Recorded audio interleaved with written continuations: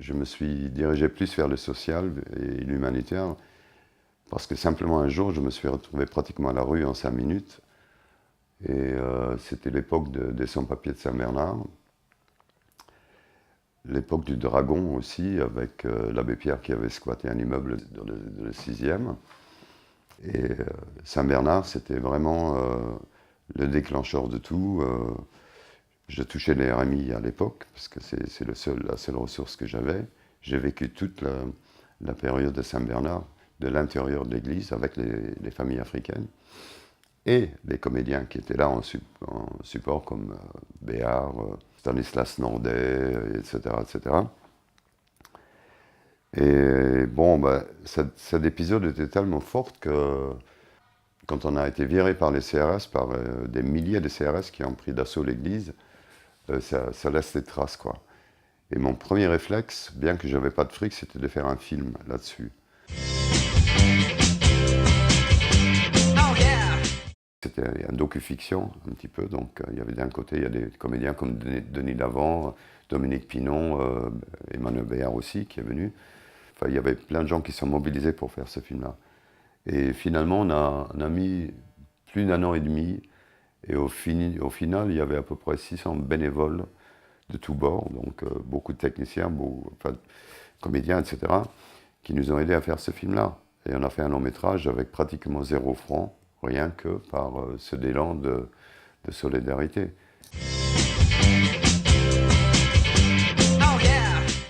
À l'époque du Dragon, j'avais connu pas mal de SDF, parce qu'il y avait un endroit, un espace pour eux, où tous les SDF du coin venaient là-bas. Ces mecs-là, ils commençaient à nettoyer, à faire de la cuisine, et je me suis dit, donc on ne peut pas dire que des mecs qui sont cassés, ils sont perdus pour la société. Non, au contraire, si on les motive pour quelque chose, ils sont capables de le faire. C'était le meilleur exemple du dragon que j'ai vu là. D'où l'idée de faire un film sur la rue, en les prenant eux, pas comme l'idée me rebutait de mettre une caméra sur quelqu'un qui est au plus bas, donc j'ai proposé de faire un film ensemble, mais ils jouaient les SDF, mais comme comédiens, en se basant sur leur vécu. Et on a fait un film qui s'appelle SDF Gorham, où les vrais SDF ont tenu les rôles principaux. Et par boutade, un jour, j'avais dit, si on arrive à faire ce film, on ira à Cannes. Et on est allé à Cannes, effectivement, en 2003, où en smoking, arrivé à limousine, on montait les marches du festival, quoi. Pour moi, une des plus belles images de ma vie, quoi. C'était trop beau, un mec qui est mort pendant la canicule, mais qu'on a repêché la veille rue de Rivoli sous la flotte. Ce mec-là, on l'a mis dans un train de nuit, le lendemain, il montait les marches en smoking. Il a dû se demander ce qui lui arrivait, quoi, mais c'était trop beau, quoi. Alors, au fait, je t'oublie un peu, là. C'est vrai que je suis dans ma maison, alors je calcule plus que t'es là, toi. Ça m'arrive souvent, je calcule plus rien dans ma vie. Tu voulais la connaître, la misère, vraiment? Ouais. Bon, celle des ados et tout, qui sont à la rue. Tu voudrais la connaître aussi, celle-là? Ouais. Ouais. Je vais t'amener dans le parking qui est en face. Il y a un jeune qui dort dans une voiture abandonnée depuis pas mal de semaines.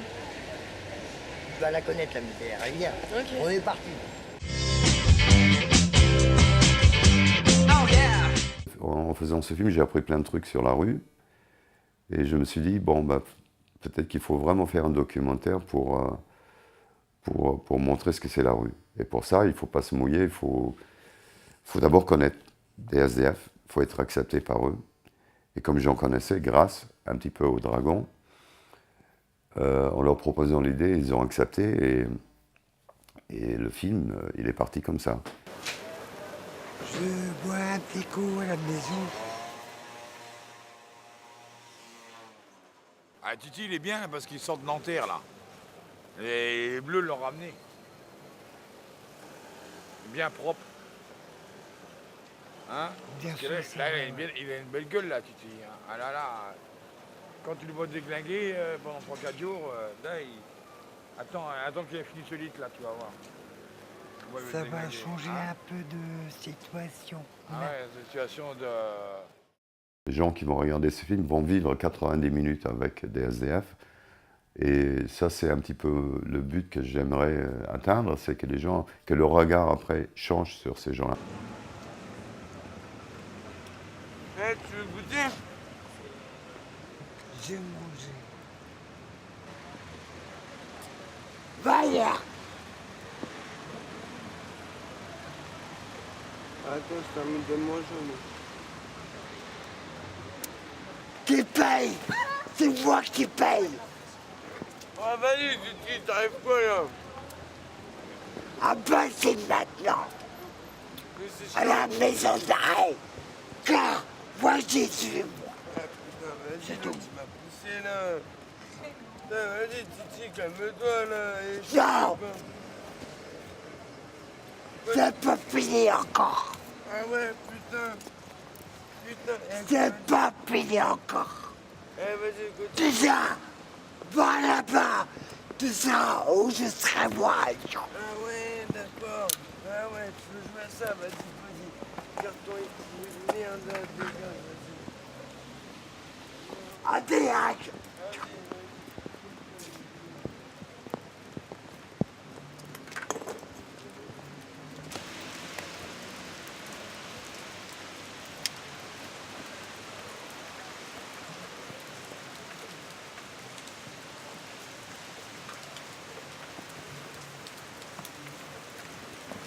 Le respect avant tout.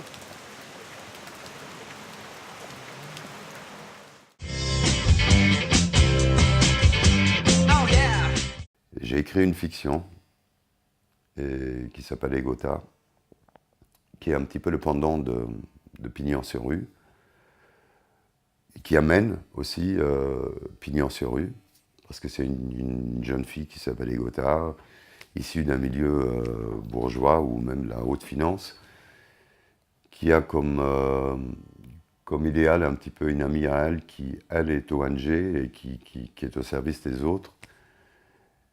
Et Egotha finit à la fin du film justement d'aller dans ce sens-là, quoi. On a pu commencer à tourner le film à Cannes. On n'a jamais pu terminer puisqu'on n'a pas trouvé le budget. Donc voilà, il y a des frais, et ces frais-là s'élèvent à peu près à 35 000 €, un truc comme ça. Donc il faut qu'on réunisse cette somme-là, quoi. Il faut absolument qu'on trouve cet argent-là pour pouvoir ce film-là, que ce film-là, avec Pignon sur rue, aille à la quinzaine des réalisateurs l'année prochaine, quoi. Ça, c'est vraiment le challenge, le défi qu'on s'est lancé. Et bon, c'est parti, il y a l'argent qui rentre, pas beaucoup, on est à 580 € un mois après. Mais il y a aussi des plans qui se dessinent et tout ça. Et on va tout faire pour y arriver, quoi. Oh yeah. I'm up on the 11th floor and I'm watching the cruisers below. It's down on the street and it's dry. S'il vous plaît. Ah ben là.